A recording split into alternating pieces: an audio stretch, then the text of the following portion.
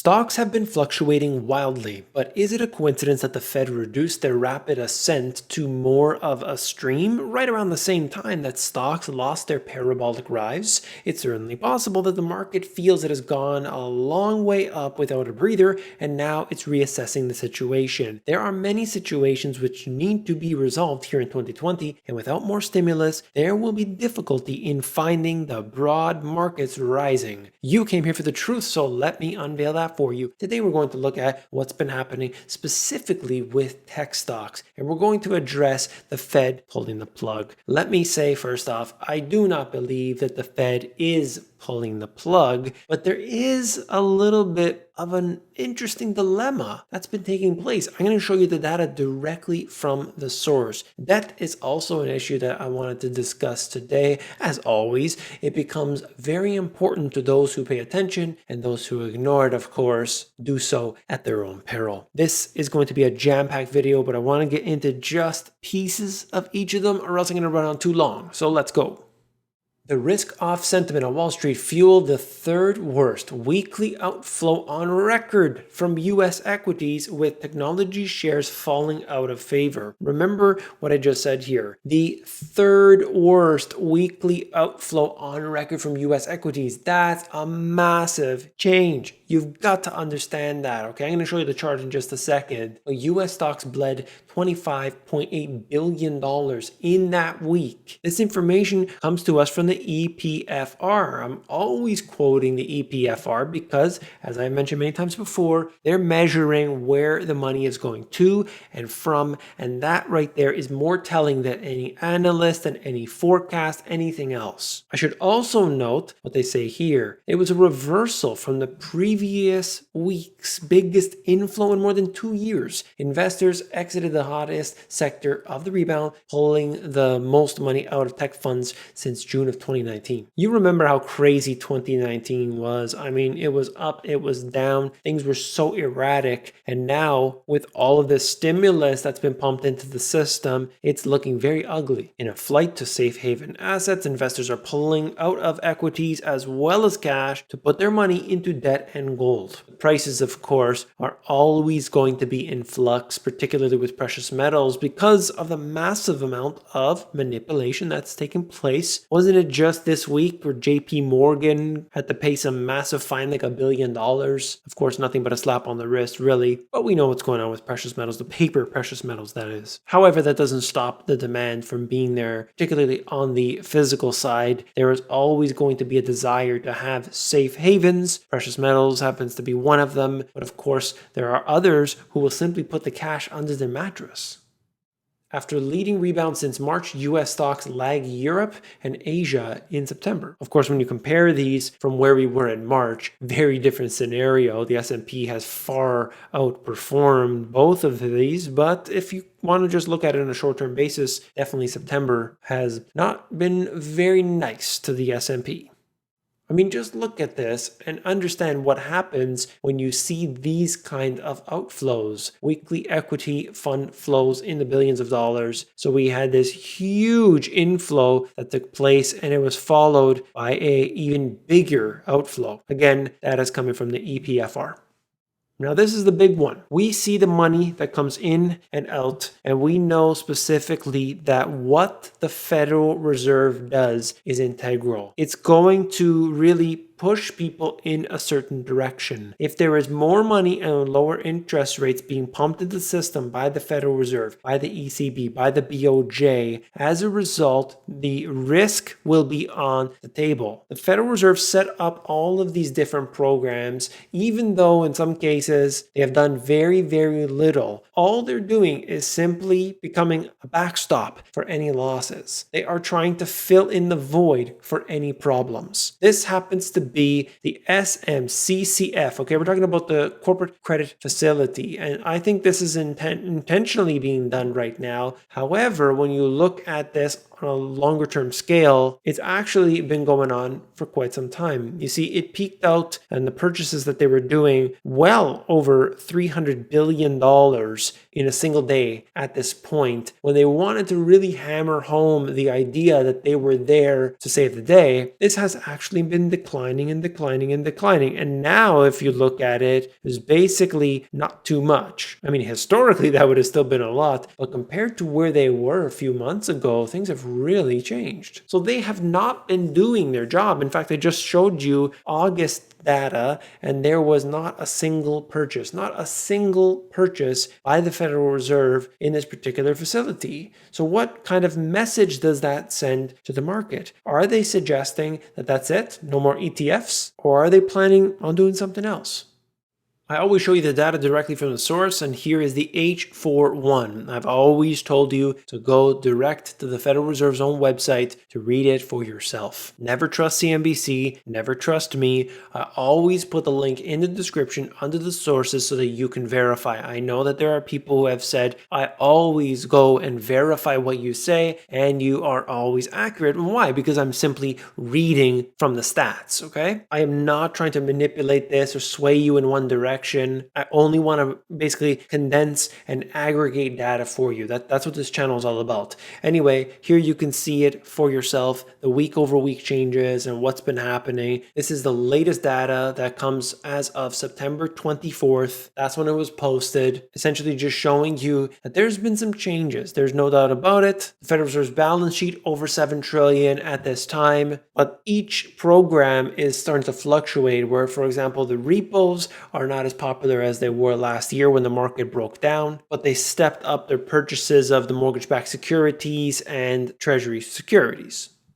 The Federal Reserve isn't the only one that's been actually slowing down their purchases. Pace of central bank injections via QE fading. Bank of America and Bloomberg are the sources on this. Quarterly pace of central bank purchases, the Fed, ECB, BOJ, and the BOE in the trillions of dollars peaked out in the second quarter of 2020, $3.8 trillion. And you could see the expectation here where they believe it's going to go. This right here is the fourth quarter of 2021. We'll see what actually happens, but certainly we've come off that peak. And they wanted to send the message earlier on to say, we'll do anything it takes. But without that money flooding in, the markets will hit resistance points along the way. It's not going to be like it was just after March, where the market went up unimpeded. It needs that cheap and easy money. And in fact, it needs more and more of it to get the same stimulating type of effect.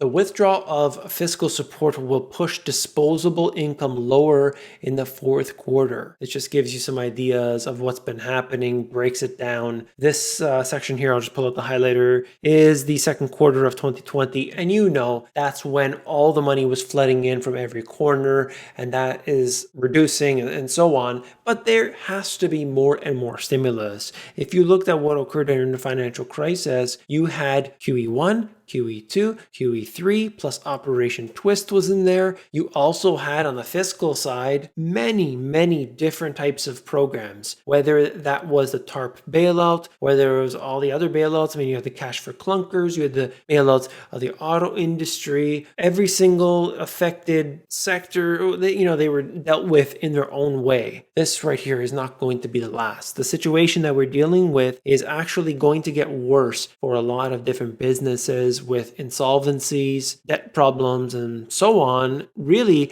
haven't even come to the surface at this point.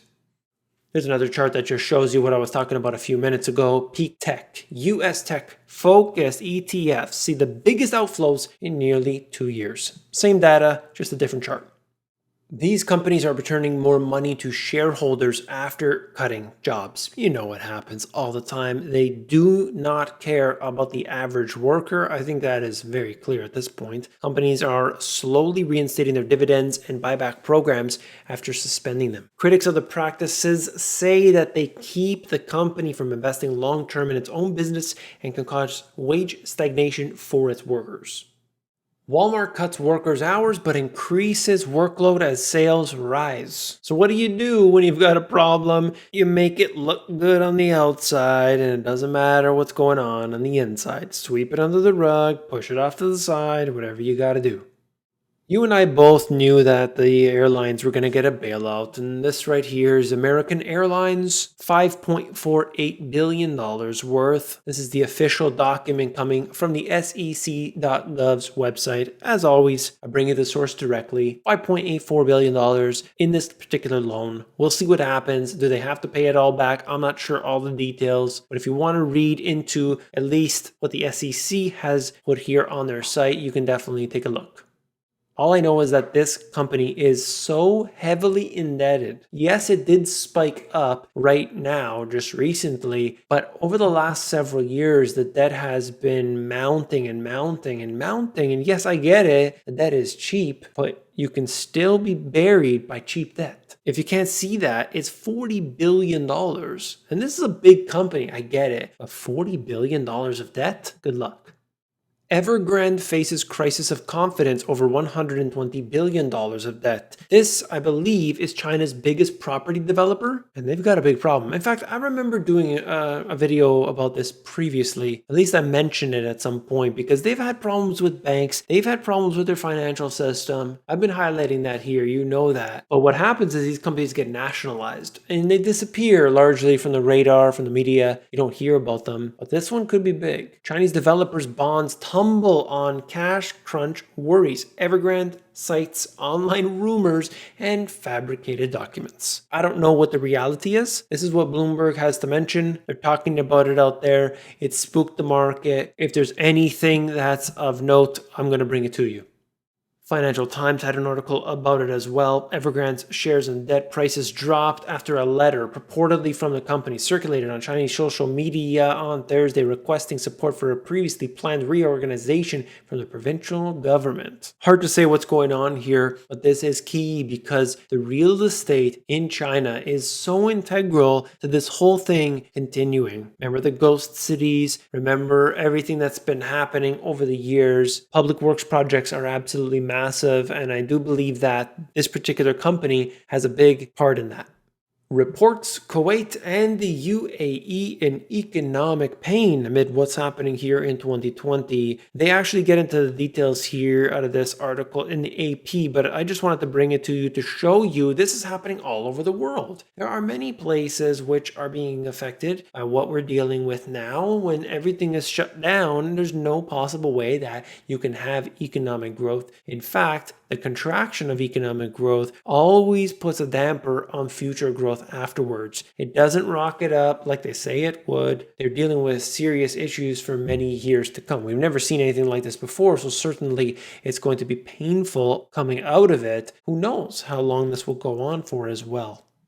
UK supermarkets Tesco and Morrisons are rationing toilet paper and hand sanitizer as fears of panic buying return. One worker said their store was worse than a bad Christmas. So here we go again. This is a problem not just in the UK, not just in the UAE and Kuwait or China or wherever. Look, it's going on all over the place, and we need to be ready. We need to be prepared. We need to have everything in order before the issues take place. That's why preparation is essential. You got to do it beforehand, not when there is a crisis and then you ask, how do I fix it? No, big mistake. You prepare, even if it's years in advance. Don't you feel better knowing that you had everything ready to go? Well, no, you want to be able to go to the store at the last possible second, and you want to be rushing there and ripping people's faces off to try and get to the toilet paper, because how are you going to go to the bathroom after if you don't get that toilet paper? Oh my goodness, it's a crazy world. That's all for this video. If you found it informative, hit that thumbs up button. When you do, you are supporting me. I want to thank you for that. Just click the one button on the way out. Thank you. If you want to learn how to sell stuff online, you want to understand e-commerce at any level, this is a very good introduction. Brings you all the way to intermediate for free, the AmazonGPS.com. Have you taken a look at my 2 books? I know that they will be of service to you, to your families, to your friends, your nieces and nephews, sons and daughters. Definitely check it out at the link in the description. If you want the audiobook, you can check it out at themoneygps.com. Hey, are you still here? That's awesome. Why don't you check out this video? Click it. I'll see you there.